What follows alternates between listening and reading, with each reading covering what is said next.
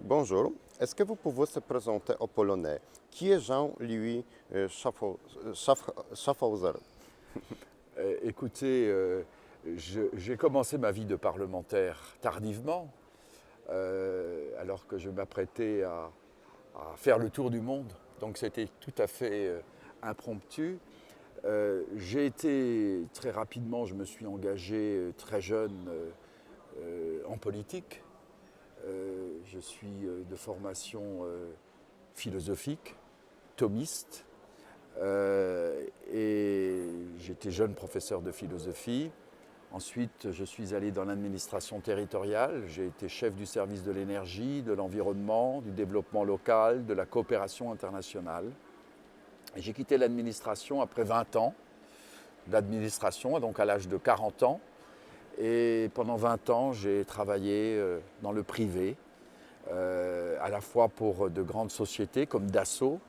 C'est moi qui ai représenté la France dans le combat Mirage 2000 contre F-16, qui est défendu, enfin représenté la France, défendu le dossier de Dassault.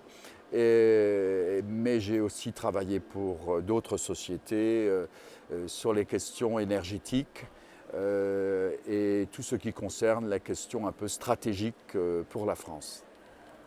Vous êtes un des fondateurs de l'association Rhin-Volga. Oui.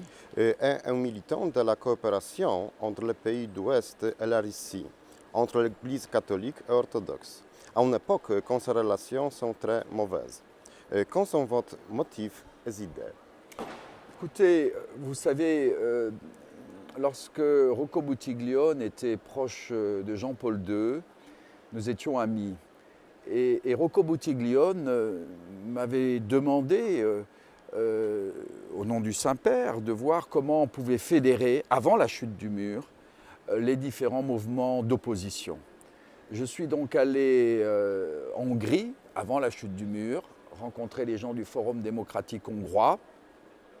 J'ai rencontré les personnes également du Forum civique en Slovaquie, les responsables tchèques et évidemment les responsables de Solidarnosc. À l'époque, il y avait Najder, il y avait Mathias Morawski, il y avait... et dès cette époque, nous souhaitions retrouver les racines chrétiennes de l'Europe. Et le Saint-Père était préoccupé de l'unité avec la Russie. Et Jean-Marie Meyer, qui était un ami du Saint-Père, qui est aussi un ami à moi parce qu'il est professeur de philosophie, m'a dit le Saint-Père te dit qu'une seule chose, la Russie, la Russie, la Russie. Alors, la Russie, ce n'était pas aussi évident que ça. J'y suis allé en 1900, je pense que c'était en 1995.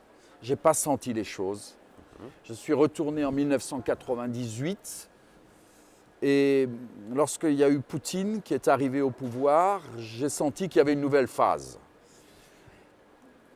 L'objectif a toujours été pour moi de constituer cette unité dans la perspective des deux poumons de l'Europe et de créer effectivement cette unité avec la Russie sur la base d'un dialogue entre les orthodoxes et l'Église catholique, les chrétiens orthodoxes et les chrétiens catholiques.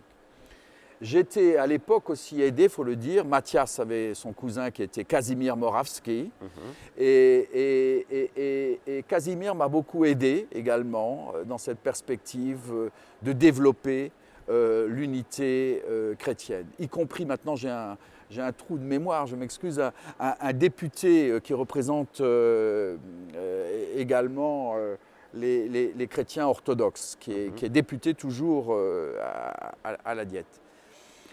Je pense que si nous voulons penser à l'unité chrétienne, nous devons la faire sur la base de ce dialogue entre la Russie et la Pologne. Car la Pologne est vraiment le pont.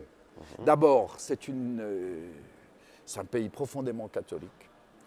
Et en même temps, il y a les germes au sein de la Pologne, d'abord par le Saint-Père, Jean-Paul II, qui voulait l'unité. Également, au sein même de la Pologne, avec Kazimierz Morawski, mais d'autres, qui voulait préparer cette unité. Et cette unité est indispensable pour l'équilibre futur de la chrétienté. Car la chrétienté, elle va être confrontée à quoi? Elle va être confrontée d'une part à l'islam, qui est vraiment l'enjeu fondamental, et nous devons être forts face à l'islam. C'est fondamental. L'islam est une religion conquérante, est une religion aussi, il faut le dire, quelquefois violente. Donc, qu'on regarde notre histoire, il ne s'agit pas là de juger, il s'agit de constater. Et nous devons donc avoir cette unité chrétienne face à l'islam, mais également face à la Chine. La Chine est un pays qui est en transformation. La Chine cherche son nouvel équilibre, une nouvelle doctrine. Elle abandonne de manière pragmatique.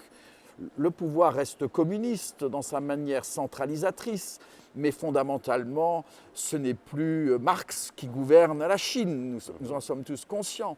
Il ne faut pas que ce soit le matérialisme, il faut donc reconstruire véritablement ce nouvel espace dans la perspective chrétienne.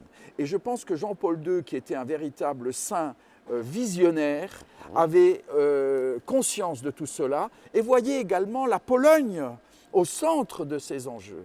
Et je tiens à dire, je m'excuse, je suis un peu long, mais pour l'Alsacien que je suis, nous sommes arrivés à faire l'Europe grâce à cette réconciliation franco-allemande. Eh bien, je dirais que si la Pologne n'est pas capable de dépasser son ressentiment vis-à-vis de la Pologne, comme nous l'avons dépassé, et croyez-moi, nous avions beaucoup de raisons. Combien de fois avons-nous été envahis par les Allemands? Donc, il n'y aura pas la capacité de construire le christianisme dans le monde.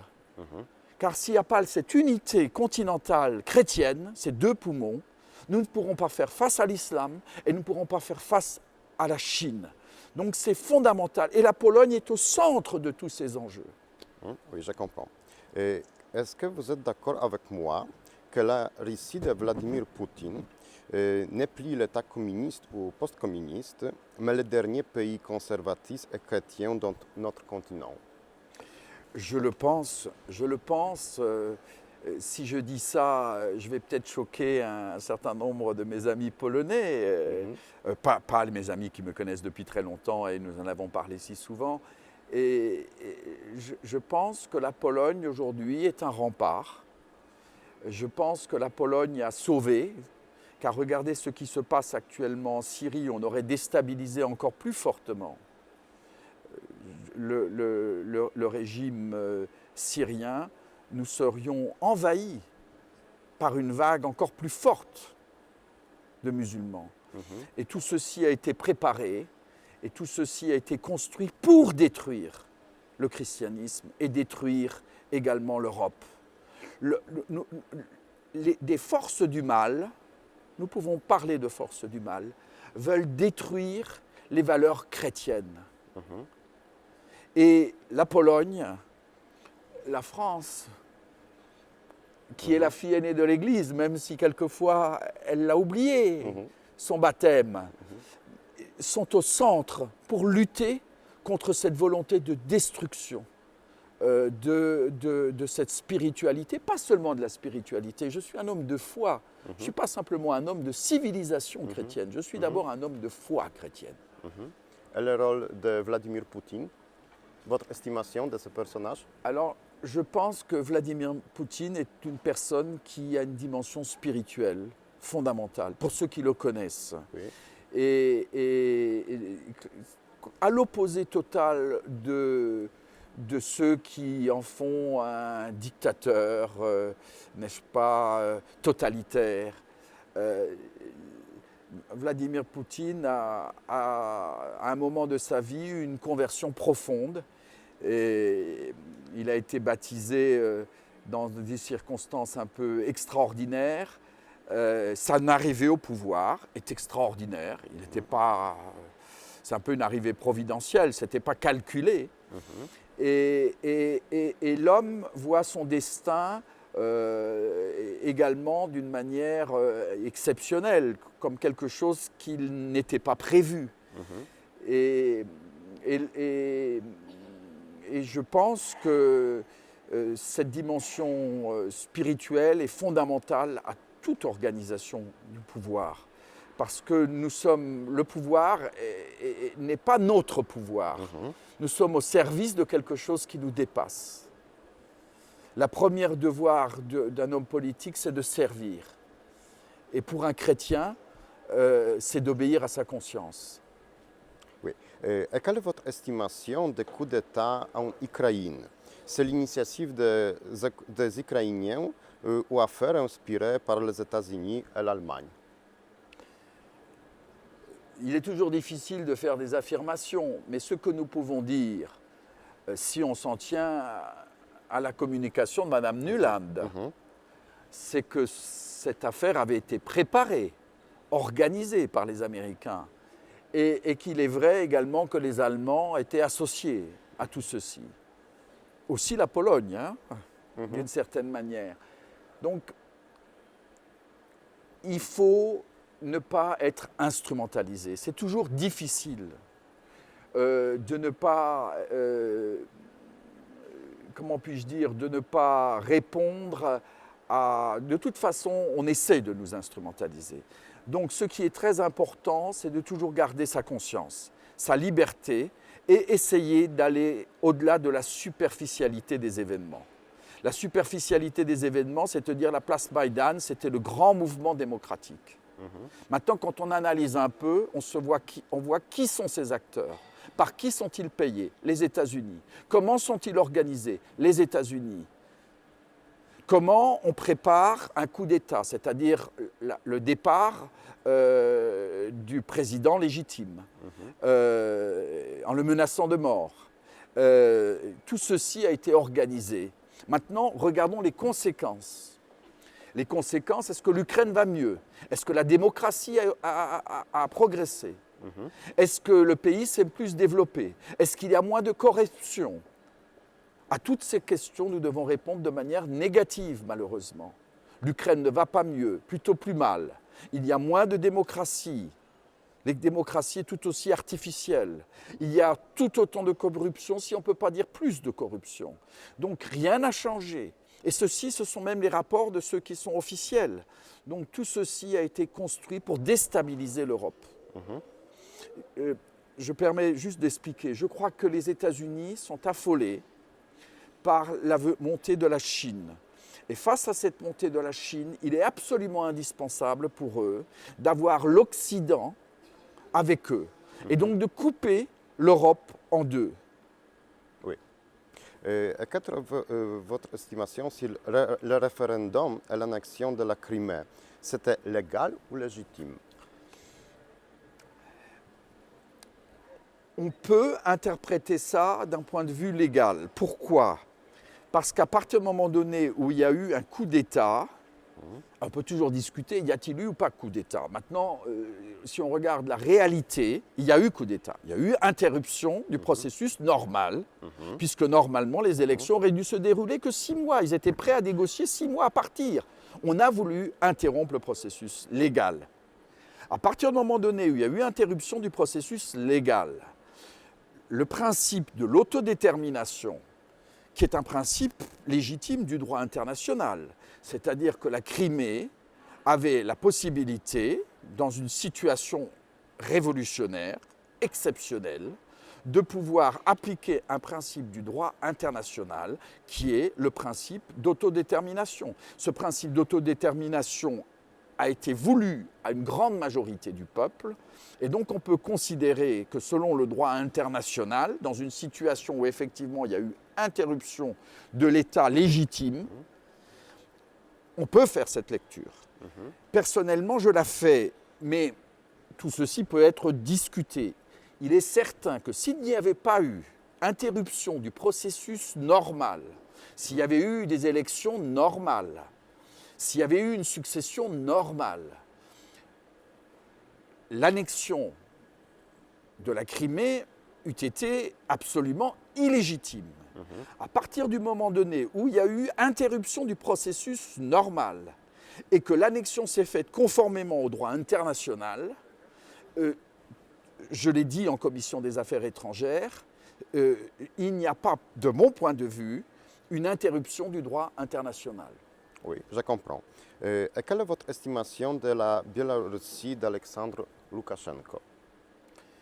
Je pense effectivement que la Biélorussie a encore des progrès à faire en ce qui concerne la démocratie, les droits de l'homme. Mais vous savez, c'est un processus ininterrompu. Je pense que c'est une grave erreur de demander à l'Ukraine, à la Biélorussie, à la Moldavie, au Monténégro, à la Serbie, de faire un choix. Ou bien vous êtes du côté occidental, c'est-à-dire du côté des États-Unis, ou bien vous êtes du côté russe. Nous sommes des Européens. Nous n'avons pas à faire un choix entre deux cultures et deux civilisations qui caractérisent l'Europe. Et il est absolument anormal qu'on demande à être d'un côté ou de l'autre, comme s'il fallait un affrontement, et cet affrontement serait destructeur de notre identité, destructeur de notre culture et destructeur de la chrétienté, qui, elle, doit faire face à des enjeux bien plus considérables, comme je vous l'ai dit, la Chine et l'islam. Oui, je comprends. Est-ce que pour vous, Vladimir Poutine est un allié de la droite française et la droite européenne? Je pense que Vladimir Poutine est fondamentalement un allié, pas de la droite ou de la gauche, des forces de conservation et de vie. Le défenseur de la civilisation européenne. Absolument, des forces de conservation et de vie, et quelque part du droit naturel, sans lequel on ne peut fonder aucune culture, aucune société, aucune politique. Oui, je comprends. La dernière question. Comment vous trouvez la politique étrangère, avant tout envers les pays de l'Est, de la Pologne? La politique étrangère de la Pologne. La Pologne, envers la Russie, l'Ukraine, le Bourg-Bosphore de l'Ukraine. La Pologne doit faire ce que nous, les Alsaciens, nous avons fait pour la France. Cette réconciliation franco-allemande, où les Alsaciens sont quand même à l'origine, puisque c'est eux qui ont le plus souffert et c'est eux qui sont à la fois de deux cultures pour faire l'unité. Eh bien, la Pologne est au centre également de cette problématique européenne. Allons-nous diviser l'Europe, couper l'Europe entre l'Est et l'Ouest et nous détruire nous-mêmes? Ou sommes-nous capables de faire dépasser nos ressentiments, de faire des ponts de culture, des ponts de civilisation pour nous battre vis-à-vis de véritables enjeux à venir, l'islam, la Chine? Si la Pologne ne prend pas conscience de son rôle fondamental, civilisationnel, historique, si la Pologne n'est pas ce pont, nous serons détruits. C'est toute l'Europe qui sera détruite. Donc elle est au centre des enjeux à venir et elle a un rôle énorme à jouer. Et je considère qu'elle doit obéir à l'inspiration de son saint, qu'est Jean-Paul II, moderne, qui voulait à tout prix l'unité chrétienne et qui voulait à tout prix l'unité avec la Russie. Merci beaucoup. Nous n'avons plus de temps. Je reçois le signe. Je suis enchanté de faire votre connaissance. Merci beaucoup. Merci beaucoup. Merci beaucoup.